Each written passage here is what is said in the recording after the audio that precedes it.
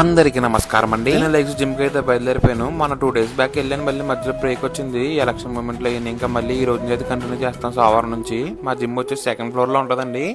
మెట్లు కూడా ఉంటది, కానీ మెట్లు ఎక్కెళ్ళాం, మనం లిఫ్ట్ లోనే వెళ్తాం. మనలో ఎప్పుడు వస్తుందో మార్పు.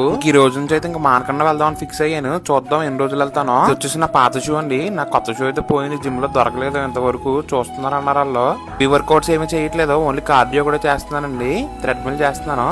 ఇలా మేము థ్రెడ్మిల్ చేస్తే మా ముందర అలా రోడ్ వ్యూ కనిపిస్తుంది. ఎవరెవరు వెళ్తున్నారు, ఎవరెవరు వస్తున్నారు అంతా చూడొచ్చు. జిమ్ అయిపోయి ఇంటికి వెళ్ళిపోయి రెడీ అయ్యి అనమాట. టెంపుల్ కి అయితే వచ్చేసాను. ఈ రోజు సోమవారం కదా, శివాలయంకి అయితే వచ్చాను. శివాలయం వచ్చేసి నాకు చాలా ఫేవరెట్ అండి. నేను ఎప్పటి నుంచో చూస్తాను. ఈయన ప్రతి రోజు ఏ రోజు మిస్ అవ్వకుండా వచ్చి ఇక్కడ సంఘం ఊతారు. ఈయన నేను కరెక్ట్గా అదే టైంకి వస్తాను. చాలా సార్లు చూసాను నేను ఇక్కడ ఇన్ని.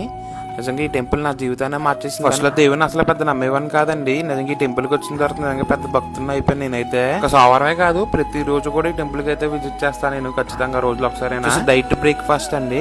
ఇది వచ్చేసి